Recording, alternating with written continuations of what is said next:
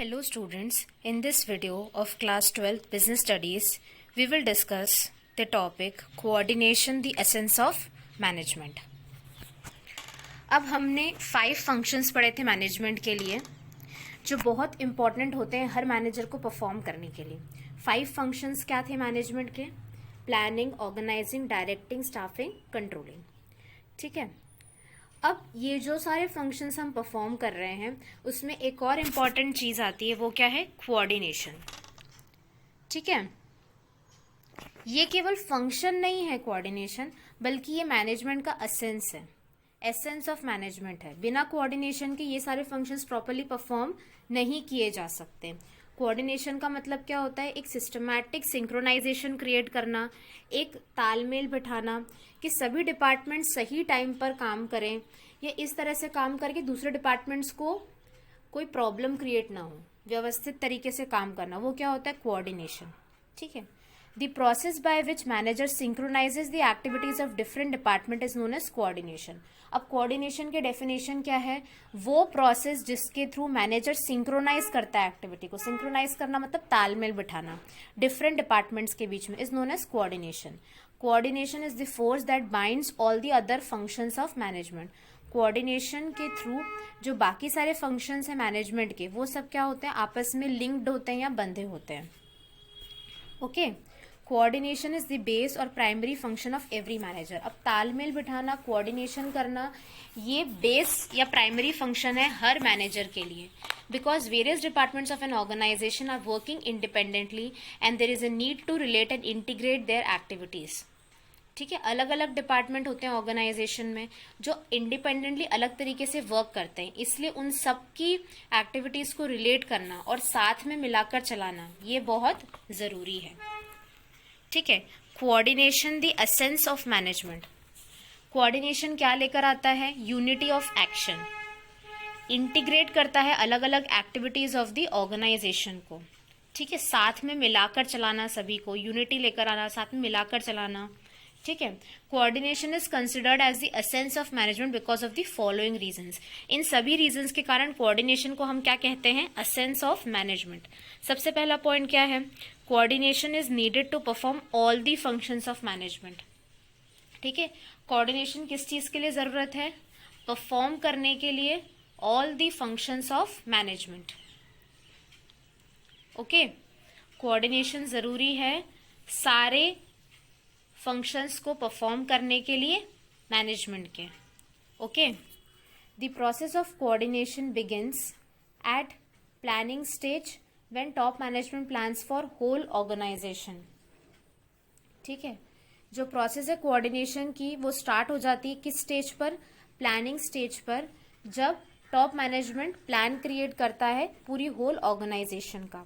जब प्लान बनाते हैं तभी कोऑर्डिनेशन करना हमारा स्टार्ट हो जाता है. दूसरा, based on plans then organisational structure is developed. ठीक. इस पे बेस्ड है, प्लान्स पे बेस्ड है, उसके हिसाब से ऑर्गेनाइजेशन का स्ट्रक्चर डेवलप होता है. Staff is recruited, selected and trained as per organisational structure and plan.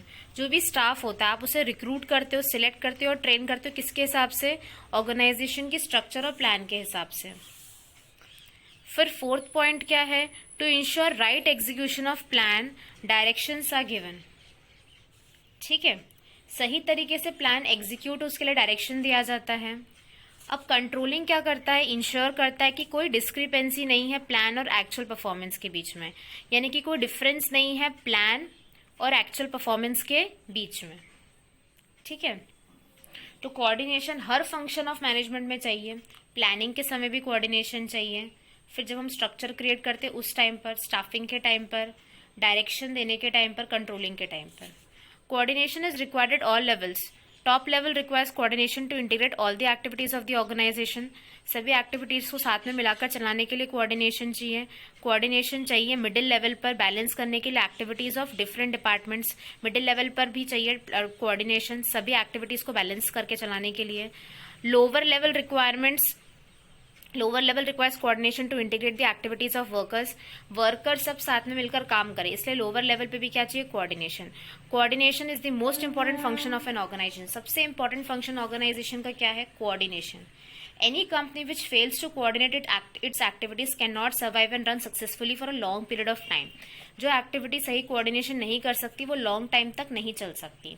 It is through the process of coordination that a manager ensures orderly arrangement of individual and group efforts in realization of common objectives. मतलब coordination के through जो manager होता है वो सही arrangement करता है individual और ग्रुप एफर्ट्स का, जिससे कॉमन ऑब्जेक्टिव को हम क्या कर पाए, अचीव कर पाए.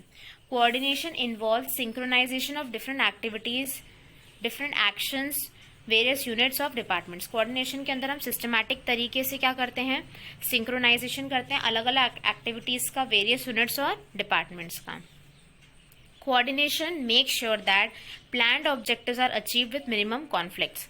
जो भी हमारे प्लान्ड ऑब्जेक्टिव्स है हम उसे अचीव कर ले कम से कम मतभेद के साथ, कम से कम कॉन्फ्लिक्ट्स या कम से कम डिस्प्यूट्स के साथ. ठीक है, तो कोऑर्डिनेशन में क्या होता है, कोऑर्डिनेशन इन्वॉल्व करता है synchronization of different activities of और efforts of various units of an organization. It ensures planned objectives are achieve with minimum cost. जो भी हमारे प्लान्ड ऑब्जेक्टिव्स हैं हम उससे अचीव करें मिनिमम कॉस्ट में, कम से कम कॉस्ट में. After analyzing the above features, we can say that coordination is not a simple function of management. Coordination का एक simple function नहीं है management का, but it is the essence of management. ये क्या है, essence है management का. Or in other words, we can say that all the functions are followers. All the functions are flowers, and coordination is thread that ties these flowers to form the garland of an organization. तो हम coordination को क्या कह सकते हैं, coordination के लिए जो भी फंक्शंस ऑफ मैनेजमेंट होते हैं वो क्या होते हैं, फ्लावर्स होते हैं. और कोऑर्डिनेशन क्या है, एक धागा है, एक थ्रेड है, जिससे वो क्या करता है, सभी फूलों को, मतलब सभी फंक्शंस को या सभी फ्लावर्स को टाई करके रखता है एक गार्लैंड के अंदर, एक माला के अंदर ऑफ द ऑर्गेनाइजेशन. ठीक है,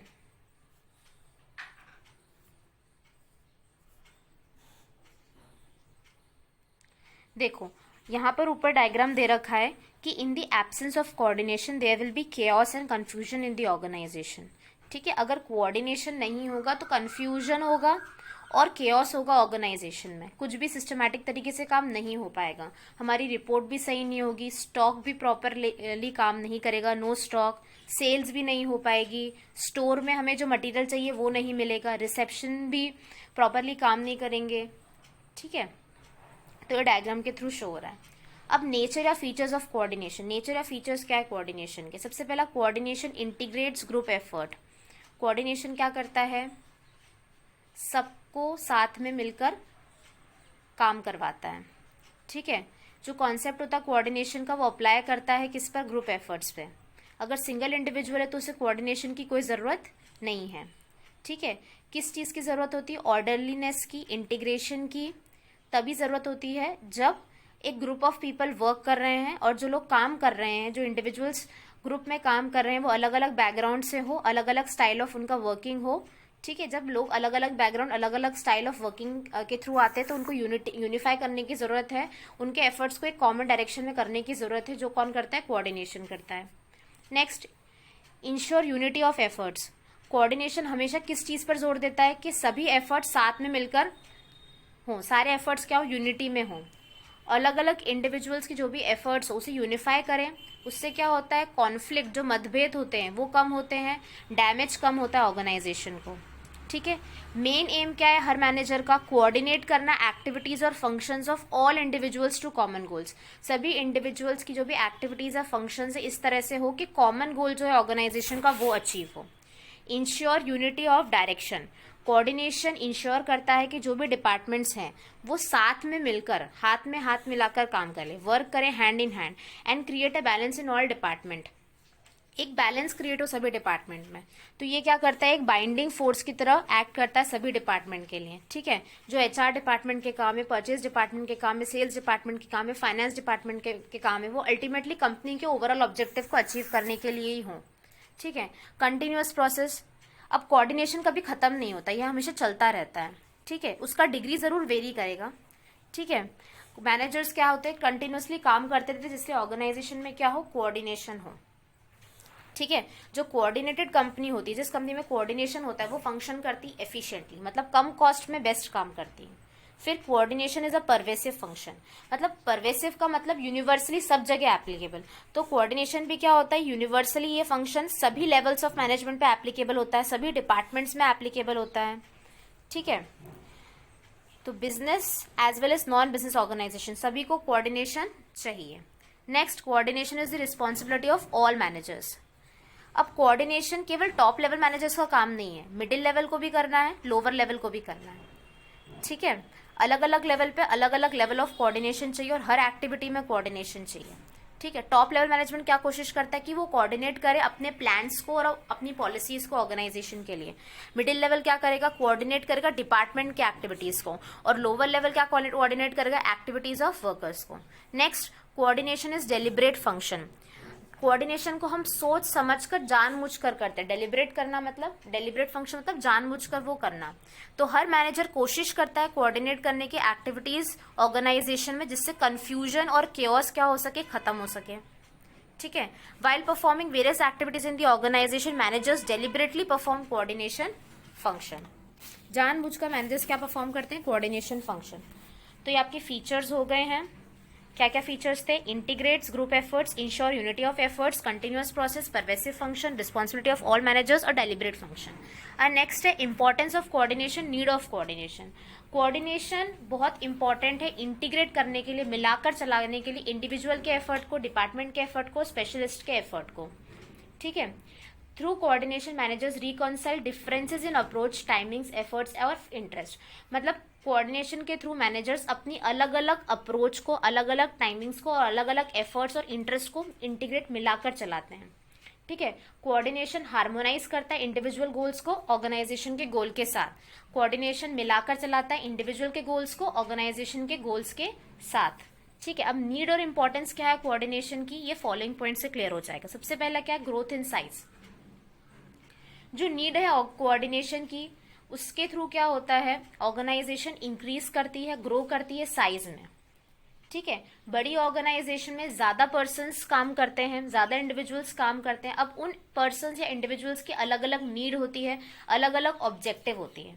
अब उन पर्सन्स की नीड और ऑब्जेक्टिव को सिंक्रोनाइज करना, सिस्टमैटिक तरीके से उसे मैनेज करना इस तरह से कि उन एम्प्लॉयज की इंडिविजुअल ऑब्जेक्टिव्स या इंडिविजुअल नीड्स को इस तरह से सिंक्रोनाइज करना कि वो कॉमन गोल को अचीव कर पाए। मतलब वो खुद के गोल्स को भी अचीव करे और ऑर्गेनाइजेशन के कॉमन गोल को भी अचीव कर पाए।